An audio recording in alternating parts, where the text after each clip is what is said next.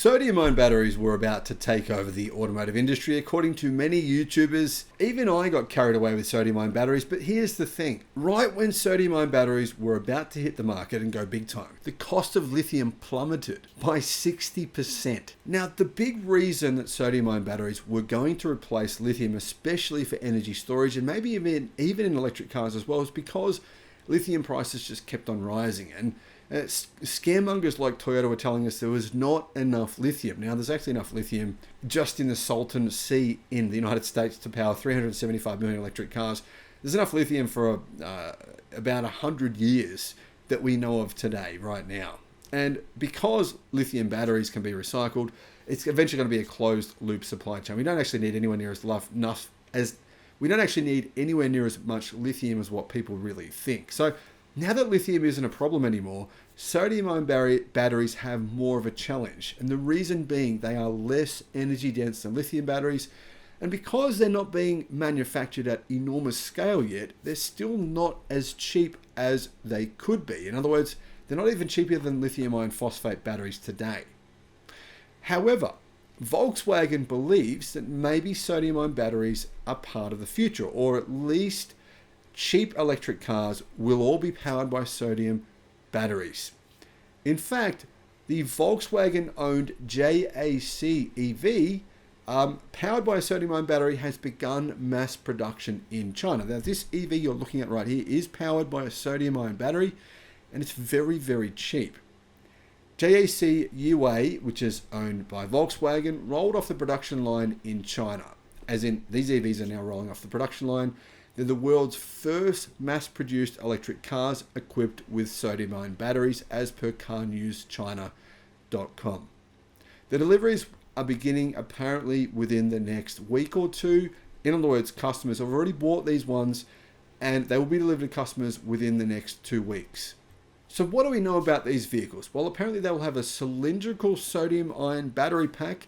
So very interesting. They kind of look a little bit like 4680 cells that you see from Tesla.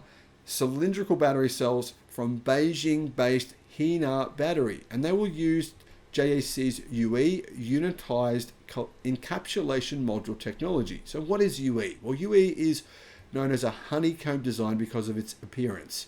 It is another battery structure concept, a little bit like CATL's cell-to-pack battery technology, or BYD's Blade battery, a little bit like actually even Tesla's structural battery pack using 4680 cells. Very similar in some ways. If you're wondering how is this a Volkswagen vehicle, well, UA is a new EV brand which sits under the Anhui Yanghai Automobile, or JAC, established in 2023.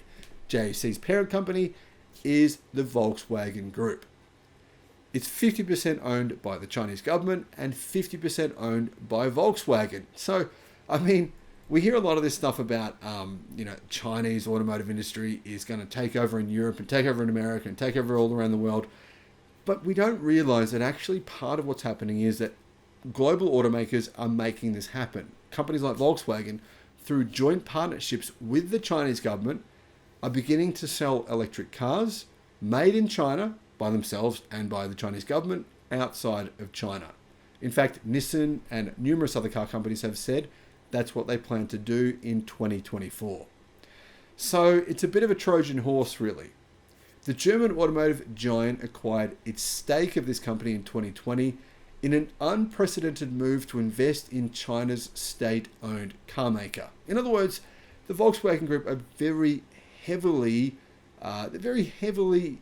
invested into business with the Chinese government. This isn't the only joint venture that Volkswagen Group have with the Chinese government. In fact, they have a number of others as well. However, this sparked controversies, says Car News China, and Volkswagen's joint venture partners in China, SAIC and FAW, weren't very happy with this decision. In July of 2023, Volkswagen invested $700 million into another Chinese EV maker, which is called, of course, XPeng. That gave them a 5% stake in the company. And they're using XPeng's platform for many of their future electric cars, say insiders. So what do we know about these electric cars? Well, apparently the battery it's pretty small. It's a 25 kilowatt hour capacity. Energy density is actually quite low as well. At a pack level, it's 120 watts per kilogram. At a single cell level, it's 140 watts per kilogram.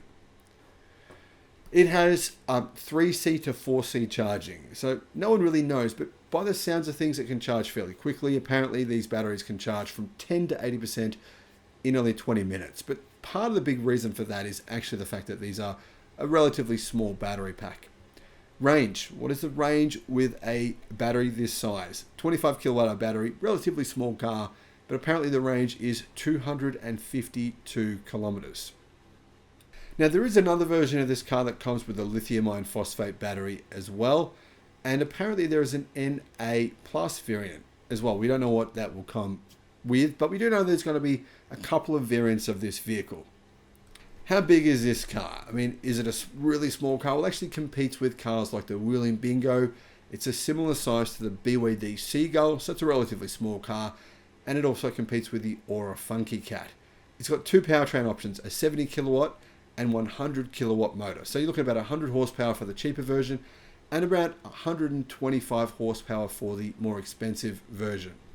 Range apparently is 505 kilometers with the lithium iron phosphate battery pack, and it uses a 51.5 kilowatt hour battery for that version. So as you can see, the energy density of the lithium iron phosphate batteries being used is very similar to the energy density of the sodium ion batteries being used. So in the future, you would think the decision by automakers around sodium ion batteries versus lithium iron phosphate might come down to cost more than anything else.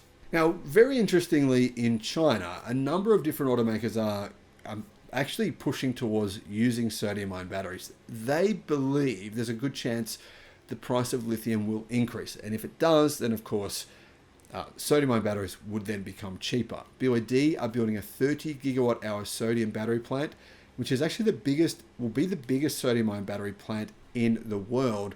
That should be finished, I believe, by the end of this year, by the end of 2024.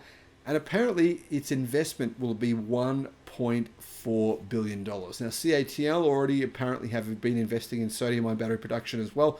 And that's the two biggest battery companies in the world. If both of them think sodium ion batteries will work in EVs, there's a good chance that EVs with sodium ion batteries will be coming to a country, your country, at some point in the future. It may not be 2024, but it could be 2025. Thank you for watching.